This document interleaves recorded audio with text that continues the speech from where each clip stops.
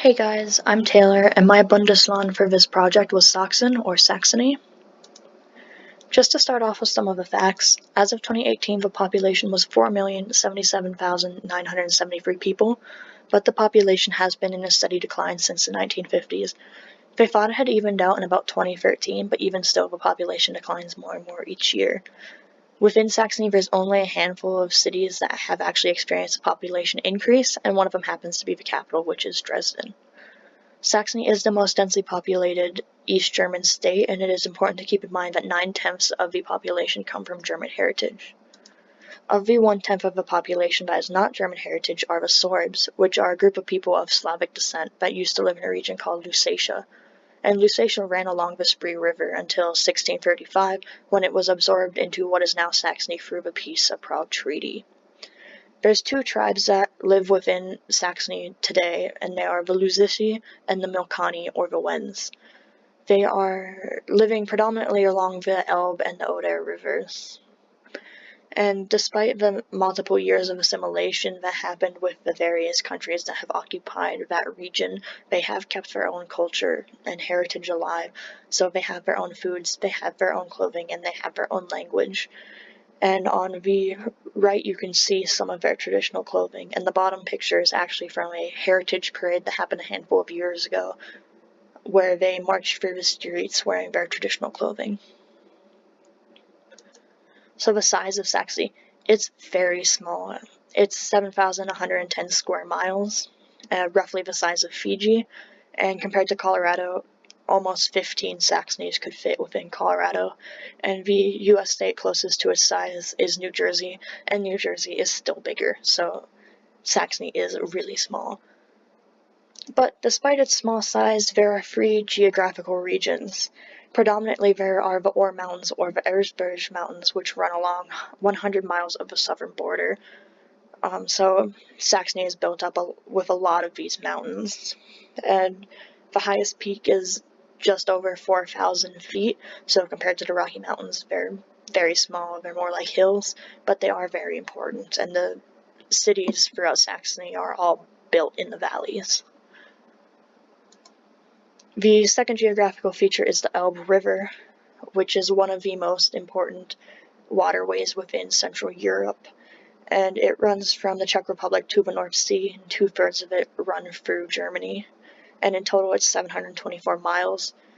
It's very, very important to the people, and it's very big on tourism.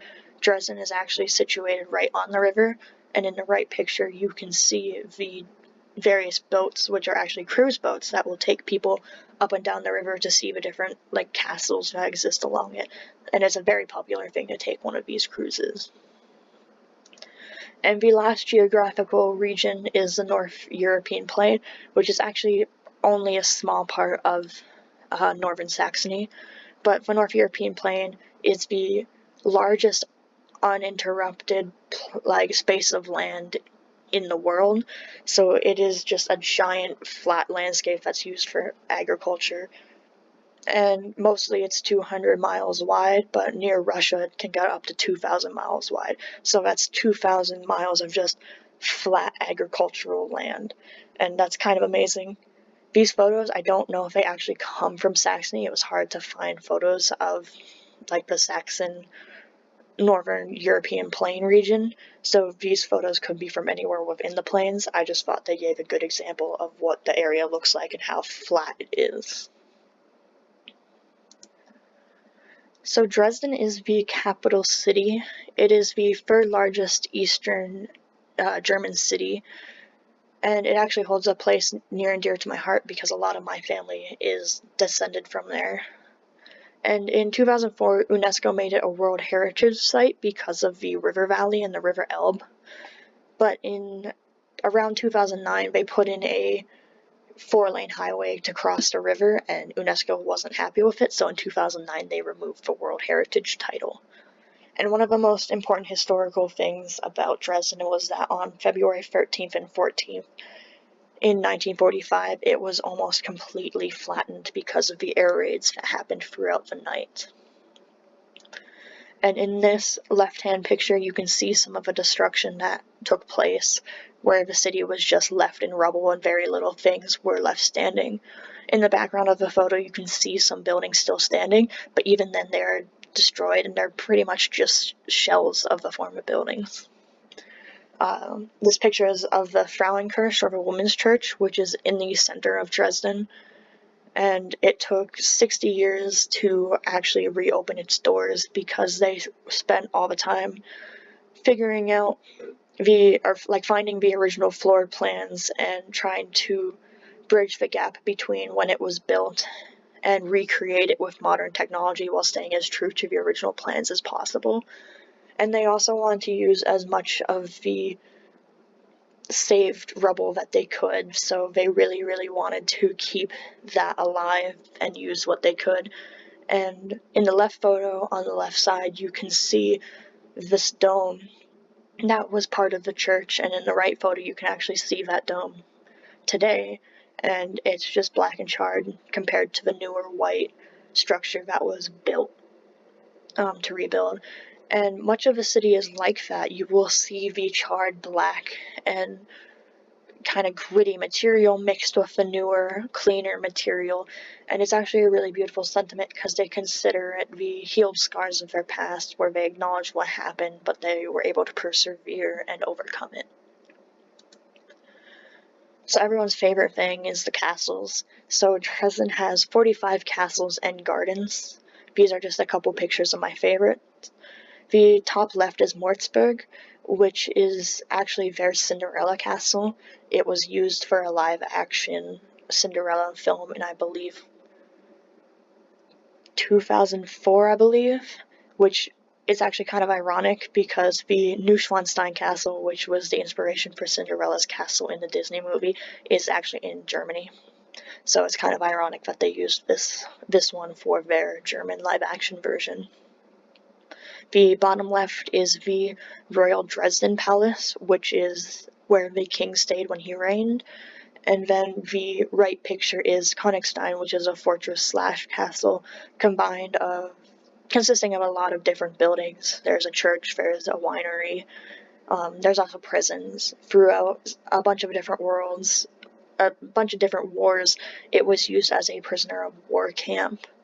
And if you tour it, you can actually go and see the prison cells and see a lot of recounts of how the prisoners were treated. And you can actually, I believe you can tour all of these castles. There might be one or two that you can't tour, but from what I know, you can, or from what I've experienced, you can tour like all of them. They have special areas that you can go see in museums that talk about their histories. Another really important city to Saxony is Meissen, which is famous because of its porcelain. The Meissen porcelain is world-renowned, and on the bottom left you can see what was actually the most common, which was the white porcelain with the blue ink print, but they also did like statues and really ornate faces and a whole range of stuff. And you can tour the castle/factory and see where they built it and learn the history of the Meissen porcelain. It stopped for a long time, but they actually have started up within the last couple decades. They started up again and started remaking the porcelains, and you can still buy it today. And this is one thing I just wanted to throw in. These are all photos I took in the Meissen factory because it was also a castle. And it's just a reminder that if you're touring the German castles, you really want to make sure to look up because every inch of these buildings were designed to be works of art. So there are often intricate sculptures or murals or just really cool shapes on the ceilings, and it's incredible to look at. And this the bottom left photo is one of my favorites, where it's an entire ballroom and the ceiling is a family tree, so each little section has like a married couple or siblings, and you can go through it and see how everyone's connected, and it's really cool. But it's really beautiful. So if you go to Germany and you go to castles, make sure to look up. And that is it. I apologize, this was a longer presentation. There was just so many things I wanted to cover, but I hope you found it interesting, so thank you.